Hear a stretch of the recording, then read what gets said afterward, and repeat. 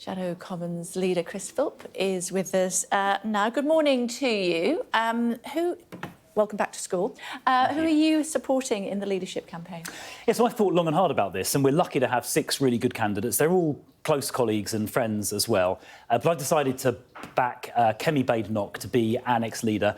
I think she has a lot of energy. I think she has a lot of conviction, a lot of integrity, but also a lot of courage to take on difficult issues when she needs to take on Keir Starmer and the Labour government as well. They've made some terrible choices just in the last couple of months alone, and we need somebody with the energy and the communication skills who can take the fight to Labour. I think Kemi can do that, but also to set out a positive vision for the future. And I think we're going to hear that this morning when she launches her campaign. OK, she talks about calling for unity of the party. From that, do we extrapolate that she says that the party wasn't as one ahead of the election?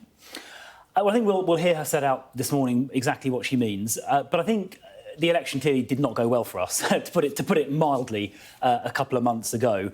And we do need to reflect with humility on that. We obviously made some mistakes, right? I mean, immigration being one of those. The public, and particularly our supporters, wanted us to control immigration, both legal and illegal, a lot more effectively, and they perceived that the last government didn't do that. And so the new leader needs to have a clear and credible plan for getting immigration down, for example. We also believe as Conservatives in lower taxes, but to do that, you need to find ways of saving money, making the state smaller, maybe more effective, but smaller. And that was something I think we need to reflect on as well. So quite a lot of things that we need to sort out ahead of the next election. I've mentioned 2 examples there, but we also need to hold the Labour government to account because Starmer effectively misled the public during the election campaign. He fought the campaign saying no more taxes, but he's broken those promises already. Well, let's wait and see. Laura Trott urging the Tories to support Ms Badernoch, saying she would make a leader like Margaret Thatcher. Do you agree? Yes, I do. I think Kemi does have the courage and the conviction that Margaret Thatcher had. So I think that is a very apt comparison. OK, particular qualities that they share? Well, I think, courage, conviction, determination are 3 of the principal ones, which Margaret Thatcher and Kemi Badenoch have in common. A clear vision, they're genuinely conservative. There's 5 things straight away. OK. Leaving the European Convention on Human Rights is something we know that divides the Conservative Party. Is it a good idea or a bad idea?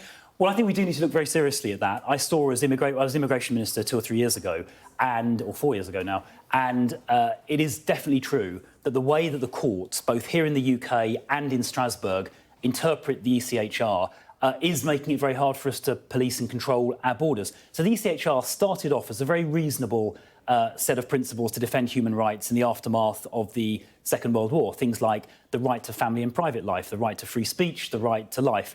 Things we will all agree with. The problem is that over the years, particularly over the last 20 or 30 years, the definitions of what that means in practice has been expanded and expanded and expanded. And now, for example, sending somebody back to their country of origin after they've committed a serious criminal offence can be prevented by the courts if, for example, that person says, oh, I'm going to have trouble reintegrating into my country of origin. Right? And that is not what the European Convention on Human Rights was supposed to do at the beginning. And it's not reasonable, in my view, that a supranational court can essentially stop the UK from policing its own borders. OK. So it's a very serious issue that we do need to look at. OK. Do you know which other 2 countries are not members of the European Convention? Well, you mean European countries, and you're referring, of course, to Russia and Belarus. But there are plenty of... What other qualities do we share with those Well, 2 hang on a sec. There are plenty of very respectable countries around the world who are not ECHR members, like the USA, New Zealand, Canada, Australia. All of those countries perfectly respect human rights without needing to be ECHR members. OK.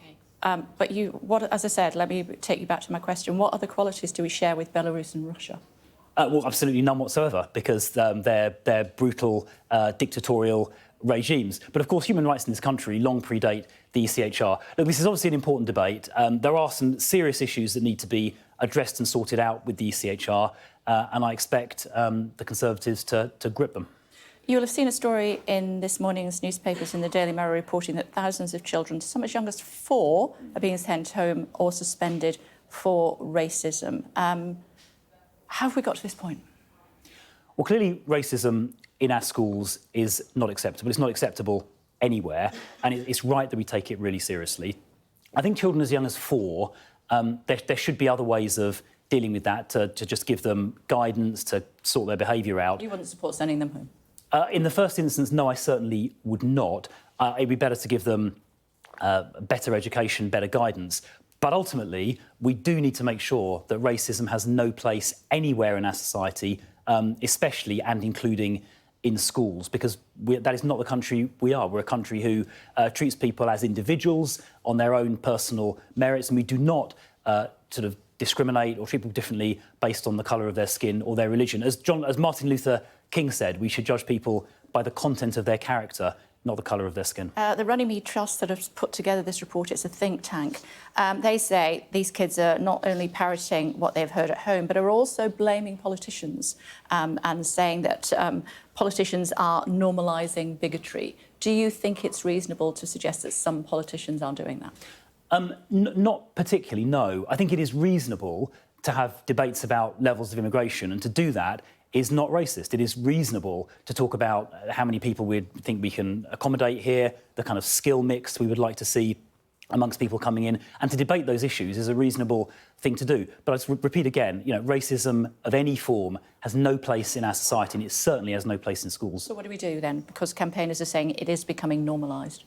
Well, I don't think it is becoming normalised, because we're trust is. Well, I think they're wrong, and we've seen, when a small minority participated in those awful riots a few weeks ago, there was a very strong and very quick police response, and that was right. And across the entire political spectrum, those riots were condemned. So racism has no place in this society. I don't think our society is racist either. But wherever we do find examples of racist discrimination or racism, and there are examples, sadly, then we need to clamp down on that pretty hard, very hard, and political leaders need to call it out. But I think across the political spectrum, that is what happens. Okay. I think we are an open and tolerant country, and we should be proud of that. OK. Talk to me about the row that is bubbling along about dynamic pricing. What would your government previously have done about that? Because it didn't seem to have done much. Well, I think there were measures taken around ticket companies or ticket agents sort of reselling at exorbitant prices. I think I went to one of the last Oasis concerts before they broke up. I think it was at Wembley Stadium. Favourite song? Oh, I quite like Wonderwall. You? I do. What's yours? It's a bit cheesy, isn't it? It is. I make no apology for that. Dynamic pricing. I do like it.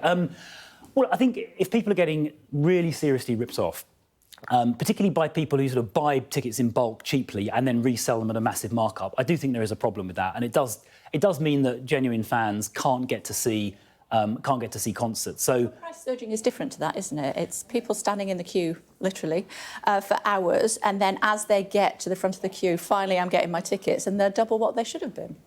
Yeah, so I think certainly the first thing I mentioned, which is different, the kind of reselling at a huge markup, and that is wrong. I think advertising something for sale at one price and then at the last second changing the price, increasing it dramatically, I do feel instinctively a little bit uncomfortable about that. Now, of course, a lot of companies do it, like airlines do it, of course, with airline seats. So one has to be a little bit careful about sort of unreasonably restricting the way companies can operate. But I think if something is advertised at a certain price, then we should expect companies to honour the price they've advertised. OK. Going back to where we started, how optimistic are you that Kemi Badenoch can win?